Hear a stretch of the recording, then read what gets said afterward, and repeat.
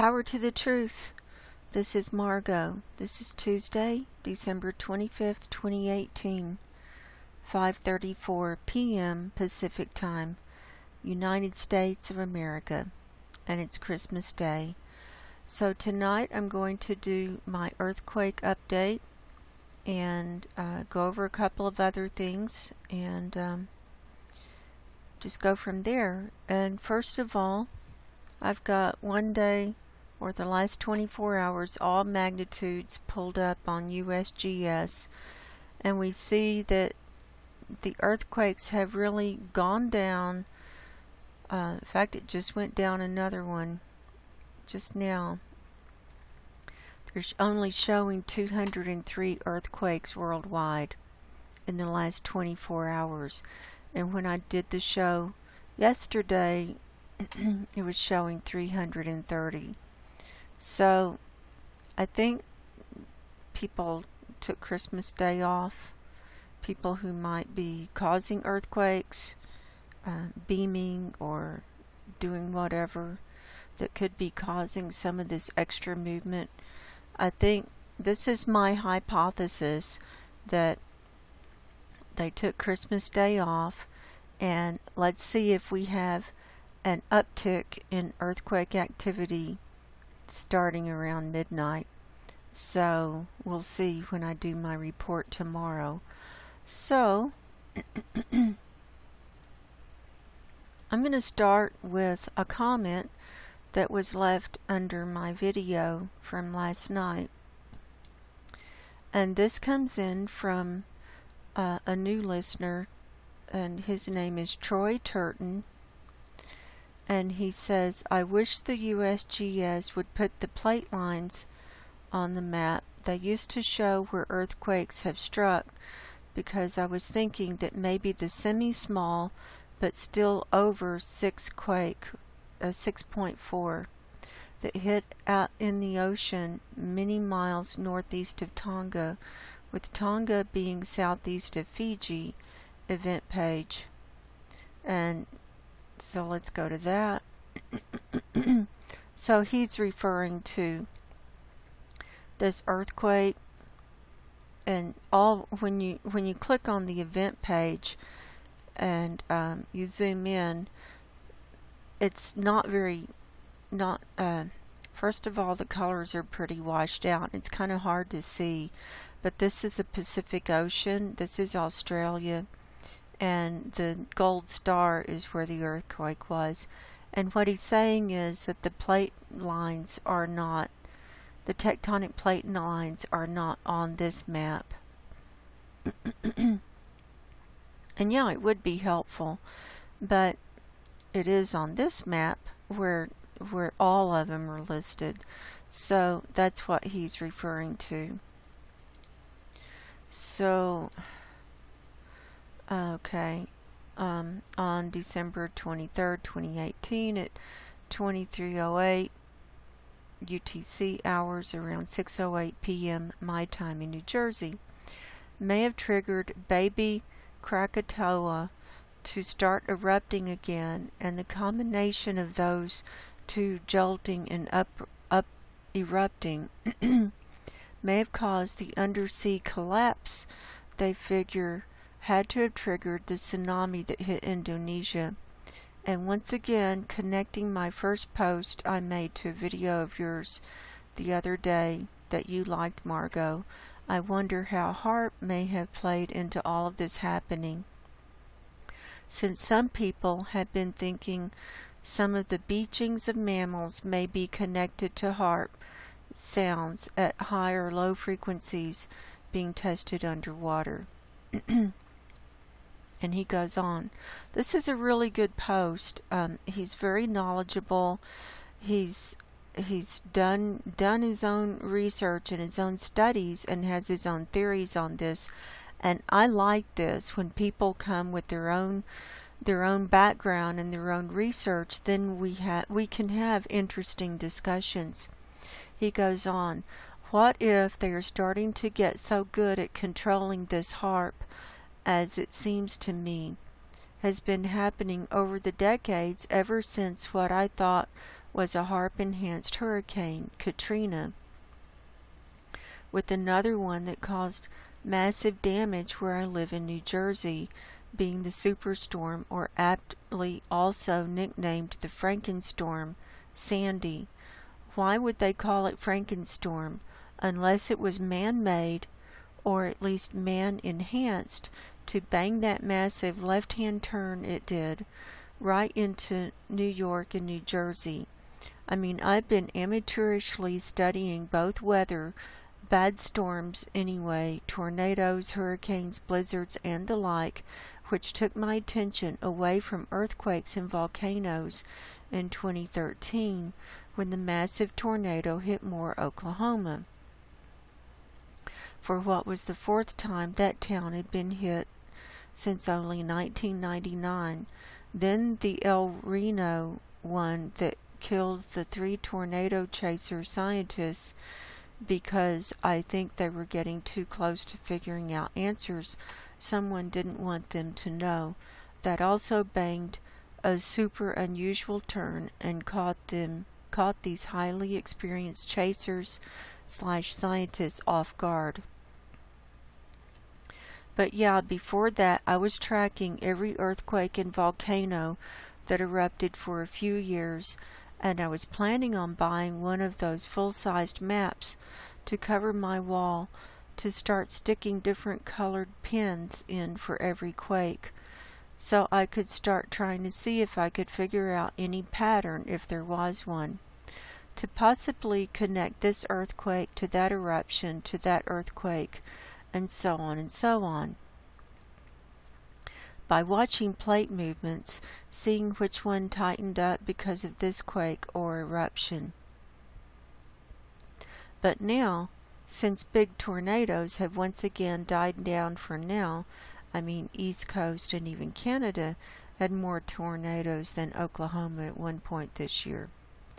Then we had that front that got stuck in the Atlantic for like months, and we just got rain after rain after rain because it was blocking systems from moving up the coast like they normally do.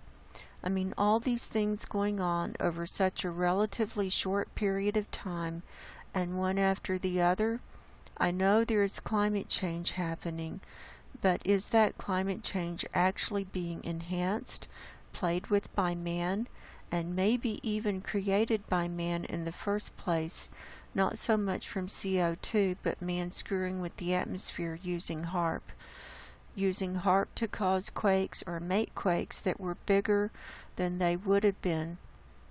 Tornadoes and hurricanes stronger, bigger and faster or slower, depending on which would do more damage. Yeah, it's kind of crazy, but so that was his post that came in the middle of the night, and I was up and posted it, and here's my response. And that was a really good post, and there are a few things I can discuss here. Before I read my response, first of all, Troy, thank you for the excellent comment and bringing up all these different points. I think it's a whole combo plate that we're looking at, and I think we are experiencing abrupt climate change, and a lot of different things are playing in. CO2 is definitely playing in because it keeps going up in the atmosphere, and we're at the highest levels of CO2 ever in history since they know of, and that's definitely warming up the atmosphere.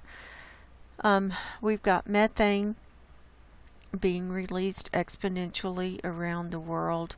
We've got our ozone levels are changing, and like I showed in my show last night, where the ozone hole has moved and now it's over the Pacific Ocean and this and that. So I think that we do have abrupt climate change going on. and we have the Arctic sea ice melting exponentially, and it's actually not coming back the way they wanted it to in the winter. And I actually saw it where it was melting in the first part of December and posted that too. But I do think that they are using these man-made and they're weapons of weather weapons, and like HARP and other things as well, that that are taking the natural environment and tweaking it and making like what would have been like a medium thunderstorm, like a humongous thunderstorm, or maybe a weak point in the crust of the earth, and like beaming that or tweaking that, and then they might get a swarm of earthquakes, little ones that maybe set off a big one on the other side of the plate, or maybe they beam or tweak a certain area and it does hit a big one. And volcanoes and quakes all play in together, as you know. So it's hard to know what's causing what, but we're in a world of hurt. That's all I know. And I do think that the powers that be are manipulating these things for their own advantage, for certain agendas going on, and it's just more of the rabbit hole to go down. So here's my response. Troy Turton, I'm with you on this. See 2 of my previous videos on the possible manipulation and weatherization of the weather and the natural climate systems. This has been in the works for a long time. I believe that HARP can be included in this arena. And then I put links to these 2 videos that I did recently. This one was on a paper called 50 Years After How to Wreck the Environment, Anthropogenic Extinction of Life on Earth. And the second video was How to Wreck the Environment Part 1, book excerpt from Unless Peace Comes. And I did that video on December 8th. So, and if you go to my videos, like let's just go to How to Wreck the Environment. I've got the links in the description below to the papers that you can read them yourself if you want to. Like this one. This one is the actual chapter from the book Unless Peace Comes, A Scientific Forecast of New Weapons. And this was published in 1968. And this chapter from the book was written by Gordon MacDonald from the United States, and he was the science advisor, presidential science advisor, and he was a geophysicist. And this chapter was about how nations might take the environment and use things to weaponize the environment, like in war, or to get rid of a certain population or something, like creating great rainfall in one region, and so it would be flooding, or great drought in another region for 10 years, and I know in your comment, your responding comment, you talked about rain in Vietnam. They actually talk about that in let's see, in the 50 Years After. It's this link here. It's got to load up.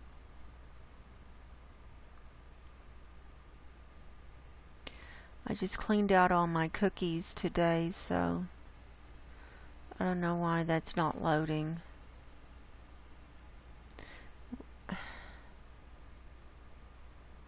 But you can do a search on 50 years after. Well, anyway, I don't want to spend a lot of time on that. It's become a it's becoming more popular to that 50 years after, how to wreck the environment. And so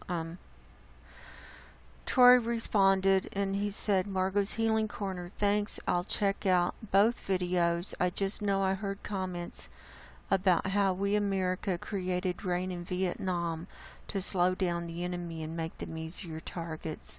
That was in the 60s and 70s. Imagine what they can do today with all the increase in advances in technology. Correct. That's correct. And that was described in the paper 50 years after, How to Wreck the Environment, about how they did create rain in Vietnam with geoengineering. And, you know, people think geoengineering is a new thing, but they've been experimenting with seeding clouds to make rain or to make drought since the 50s. They started in the 50s dropping silver iodide flares in the clouds.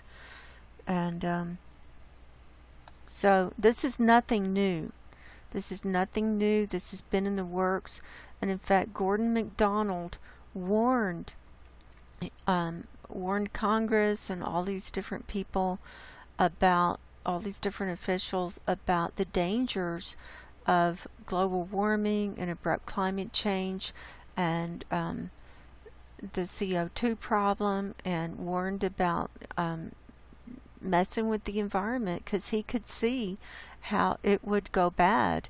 And so my hypothesis is the dark side took what he wrote in such detail, and I covered about the first half of this whole chapter in that video, How to Wreck the Environment, and I need to do another video finishing it up. Hopefully I'll do that in the next week or two. But he talks about in detail how it can be done and how earthquakes can be made, and they'll take just a stress point, like a weak point, and then accentuate whatever the weak point is to trigger the instability of an area, and then nature will make it go off even more than it normally would. So I encourage people to look at those videos if you want to go further down the rabbit hole and try and figure out where we're coming from with all of this, because people aren't talking about this. I mean, certain people are, like Dane Wigington is, he talks about the geoengineering a lot, and he talks about the ozone being torn up by geoengineering, which is true. But you know, I cover a lot of different arenas here to try and uncover the rabbit holes, and so that people can make up their own minds about what's going on. So there's that. So I'm pretty tired, so I don't want to do a whole long video tonight. So I have some other things I could show you, but it's going to turn into a long video again if I do that. So let's just do our report and then we'll wrap it up. So thank you, Troy, for that comment. I hope you keep listening and bringing your insightful information to the table, to our community here where we can have discussion. So this time I'm going to start up here in Sweden, and then I'm just going to make my way across the globe. So what I'm looking at is USGS, all magnitudes for the last 24 hours, and we've got a 204 earthquakes showing. And the red lines are the plate lines for the tectonic plates where they come in together. This is the North American plate. That's one whole plate. And we can see that Iceland is right on the center. It's on either side of that plate line. So eventually Iceland's going to come apart because the way the plates move. So I just learned that today. I've been doing research on the plates, and when I have a little more time and feel not quite so tired, I will share my learning with you. What I'm learning about all these different plates is pretty interesting. So this is a place that doesn't get very many earthquakes, and is considered in the Arctic region. And this is a 3.1, 11 kilometers south of Norrsundet, Sweden. It was 10 kilometers deep. It happened at 1:22 p.m. Pacific time. This one was a 4.5 in Mongolia. It's 15 kilometers deep. There's actually two plates that come together there. I guess it's down here, but okay, I'm a little confused. I thought it was up here, but no, it's down here. Never mind. But we've been seeing some earthquakes in China recently, and in the China area, China region. Now, coming down here to Indonesia, they've been having some more earthquakes. This one just came in, 4.4 at Amahusu, Indonesia. This one was deep, 271 kilometers deep. 4.2 at Palu, Indonesia, 40 kilometers deep. And then this larger one, a 5.3 at Kota Ternate, Indonesia, 24 kilometers deep. And there's that. Then down here in the South Pacific, we had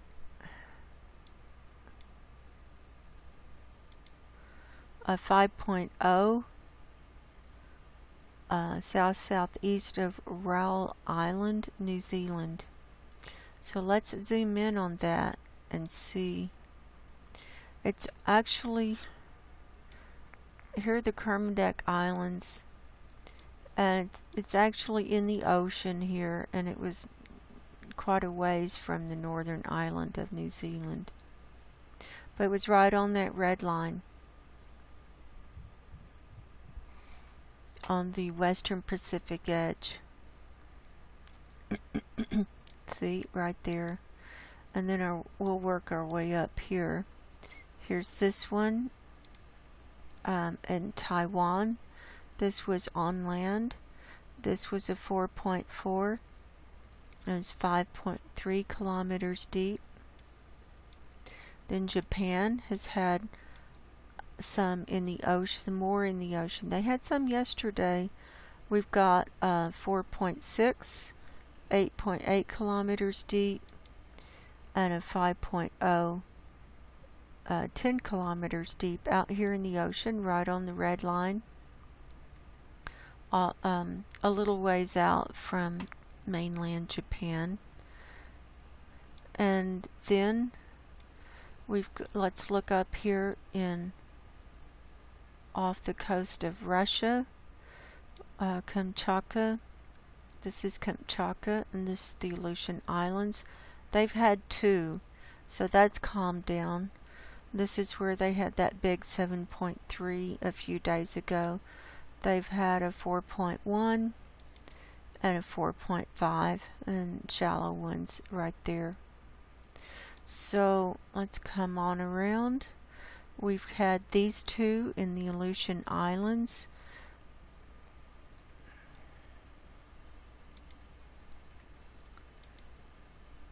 Uh, 2.5 at Tanaga Volcano, Alaska, on the Aleutian Islands. This one's in the ocean here, a 3.0 251 kilometers north-northwest of Atka, Alaska. So let's look at Alaska now while we're up here. We're seeing 95 earthquakes in the view here now. So none right up at the top. So that's all, that 95 was in that view. And then if we zoom in, here's Anchorage, and here's a 3.7. And as I said, I expected these earthquakes to increase in size. And there's a 3.7. Let's just see. Let's just look down here. Mostly ones in the 1 to 2 range. Here's a 2.4. In the ones, here's a 0.9. But here's a 2.2, 2.3, 2.0, 2.2, and so forth. But the rest of those are ones. So, like I said, it's calmed down for Christmas. We'll see tomorrow when I do my update if things have picked up a little bit more. So let's do Hawaii next. We've got 13 earthquakes here in the map area, all on the mainland of Hawaii. This red one just came in. That was a 2.9. And so these are all, so that's getting on up there, close to a 3. I'm sorry I have to clear my throat so much. I have allergies, and I always have problems. So we've got from 1.7 up to 2.9 on those. So there's Hawaii. And let's come on over. Nothing in South America. Here's this one off the coast of Mexico, right on the red line there, a 4.2, 239 kilometers east-northeast of Socorro Island, Mexico, 10 kilometers deep. Now, of interest is this group over here in the Dominican Republic.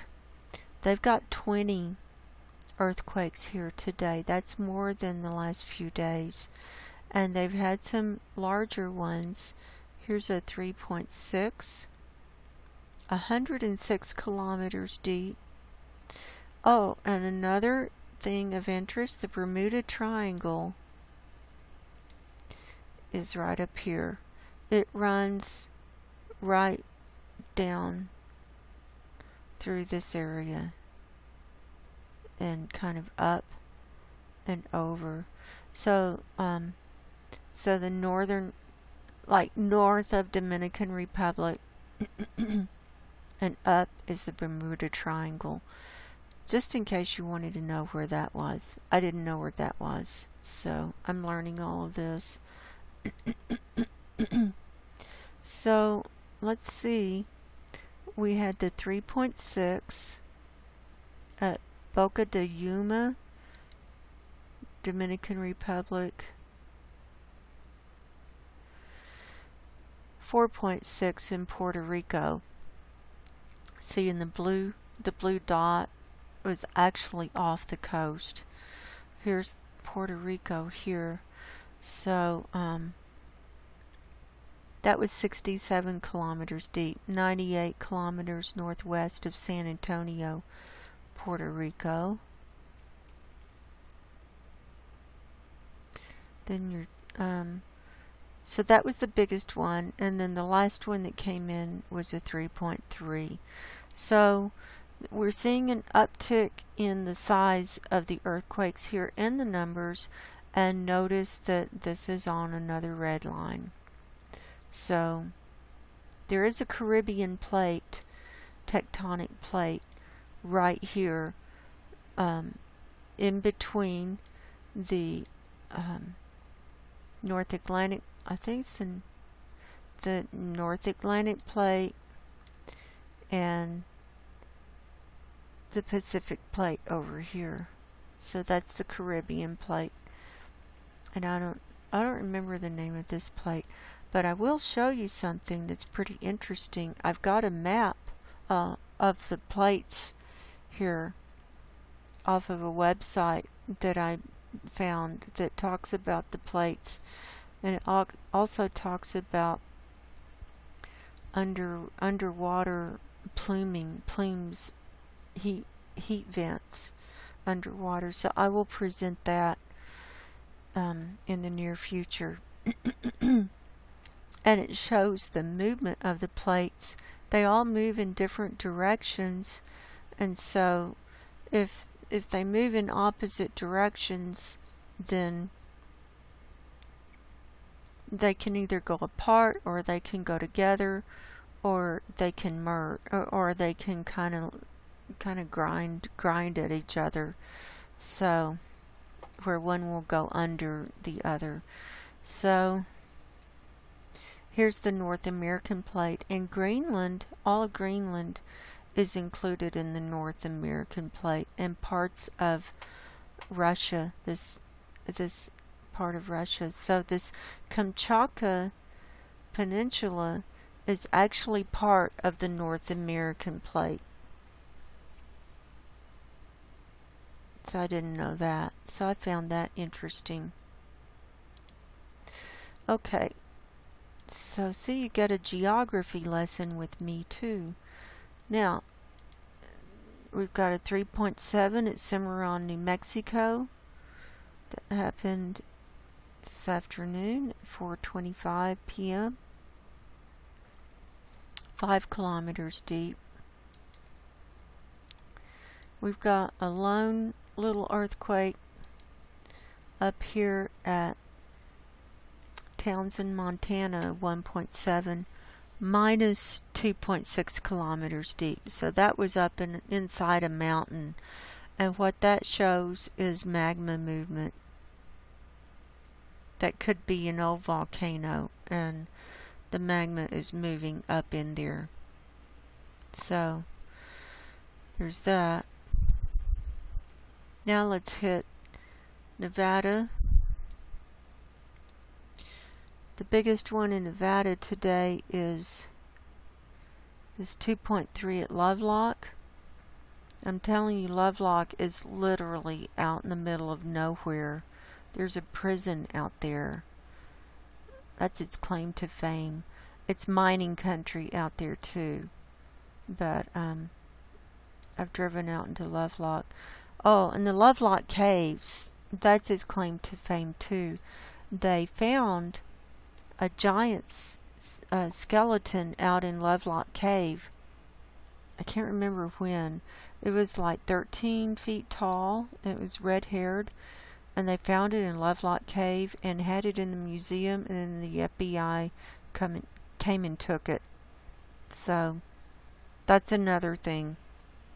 The red-haired giants were out here a long time ago, and they fought the Paiute Indians. And the Indians, the story is, the Indians got the giants, cornered them in Lovelock Cave, and then built a big fire and killed them with the smoke, and that's how they got rid of the giants. So that's the story. So anyway, and then this one here at Portola, California, 1.8. Reno's been quiet. Carson City's been quiet. There's a 1.4 at Hawthorne, 0.6 at Hawthorne, 1.3 at Mammoth Lakes, And this little one down here, 0.3 at Beatty, Nevada. And then we've got a few coming across here. These are small 1.3s and so forth, 1.3, 1.7, 1.2, and so forth.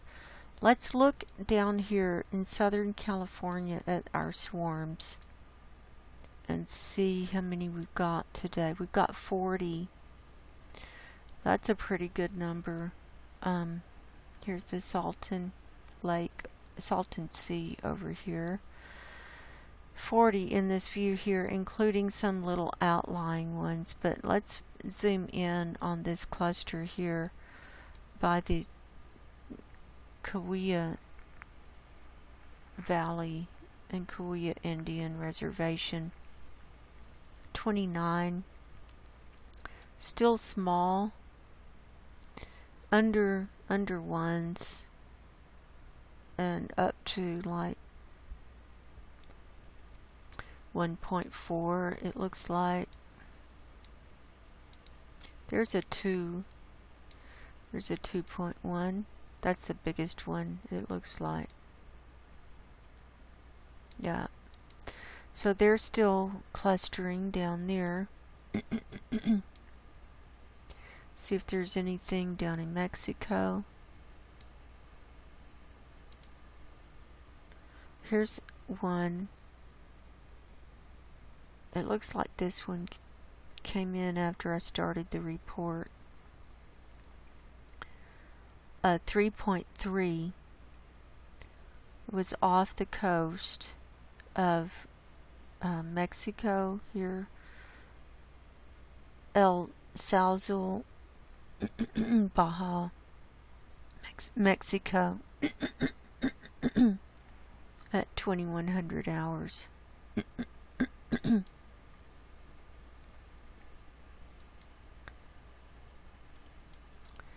So there's that. Now this is the San Andreas fault line, this red line. I'm always interested in things that show up there. Here's our 2.1 at the Pinnacles of California. We normally see stuff there. Then here's our cluster here at the geysers. Only 7 here today. See, I mean, it's just markedly decreased from the last few days. So I don't know if we're moving away from the full moon and the solstice, or what the reason is, or like I said, the powers that be might be taking Christmas off from their beaming and making everything shake.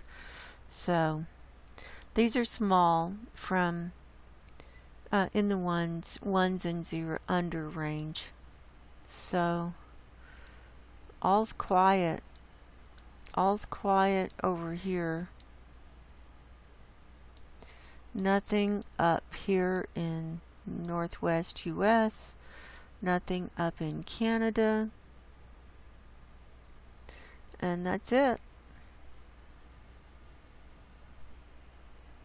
So I'd like to, if I don't have extra stuff to report on, I'd like to shoot for making these reports about 20 minutes, but sometimes I have extra stuff. I normally will have some extra stuff, so I'm going to try and keep them to 30 to 40 minutes. This one is 38 minutes. So, I know everybody's got busy lives and everything. Uh-oh, this one just came in. See that? 4.3 near Madagascar. That was not on the map. This came in at 1601. How did I miss that?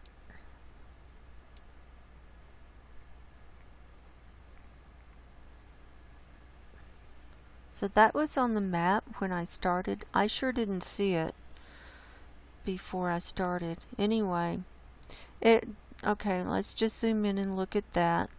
It's here's Madagascar, which is an island to the east of southern Africa, and it was a 4.3, 10 kilometers deep. Now, there is a little island. See the little island there? That's big enough that it could cause some shaking on that island. I don't see a tsunami warning or anything. Of course, it's only a 4.3, but you never know what's going to happen these days. So I'm glad I saw that.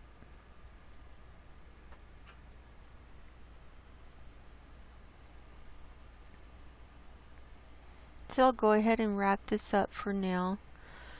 My name is Margo. I'm a life coach, holistic life coach. So if people want to sort out priorities in their lives through some talk therapy, look me up on margoshealingcorner.com and we can do it. Time is short. I recommend everyone get their spiritual houses in order. And until next time, go in peace, God bless, and good night.